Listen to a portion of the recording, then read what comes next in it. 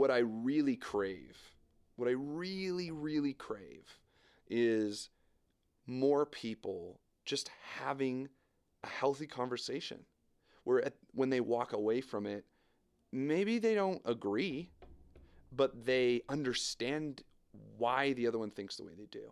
Hmm. And I feel like that's something you and I are getting better and better at, honestly, is sometimes we really think the same and sometimes we don't, but we always have a conversation, you know? And I don't know how we can like intentionally design our culture to shift in that direction, because if we don't, I really think we're going to constantly be in these crazy polarized cycles.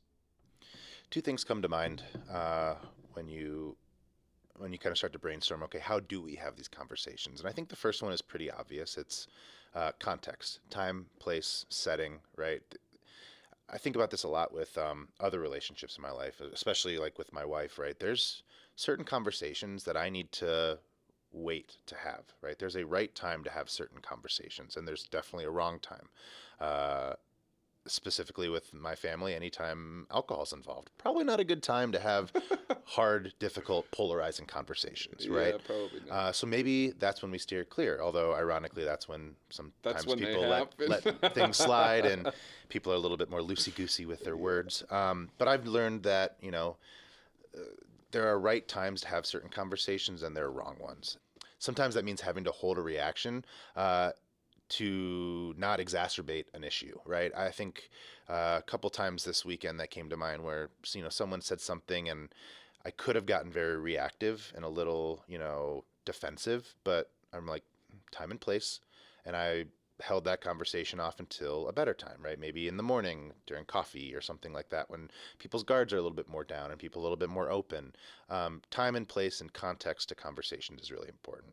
The other thing that came to mind in regards to having productive conversations is based off a business book I read called Principles by Ray Dalio.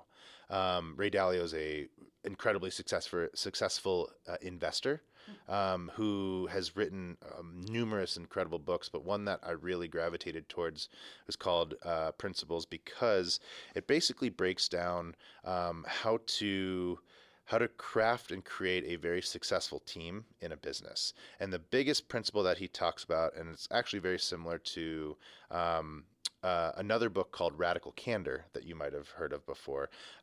It both books do a very good job of talking about how, in order to have very candid and open and honest conversations with people, foundation has to be laid in terms of being able to understand that everyone in this conversation is on the same page.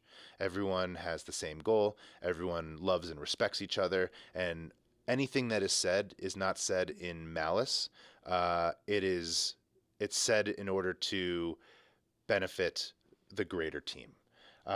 And what that means is we actually have to spend time before we have these difficult conversations laying the groundwork that says, hey, I love you. I care about you.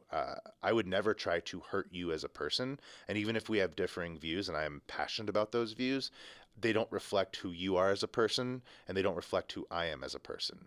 Right. I think, and this is not easy to do. This is something that I am still working on with my wife. This is something I work on with friendships. It's something I work on with clients as well, where, I want to be able to give them constructive feedback. I want to be able to tell them, hey, I don't think you're doing a good enough job. But I'm not saying that because I don't like you or I'm being punitive. I'm saying it because I love you and I want you to be a better person. So laying that foundation to start allows us to have conversations where we disagree.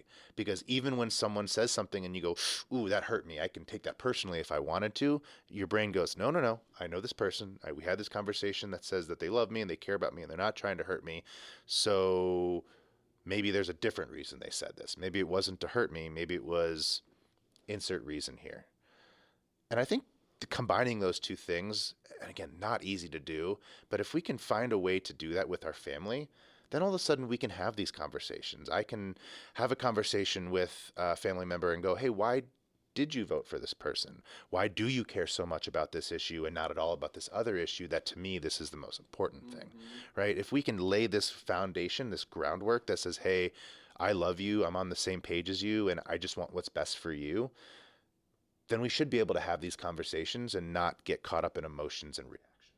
Do you think you could sum it up in you've laid a foundation of emotional safety and trust? And if you have those two things built into the foundation with that person or that group of people, that then it's a lot easier to get into 100%. conflict conversations, right? Yes. Which are inevitable. That's part of life, you know?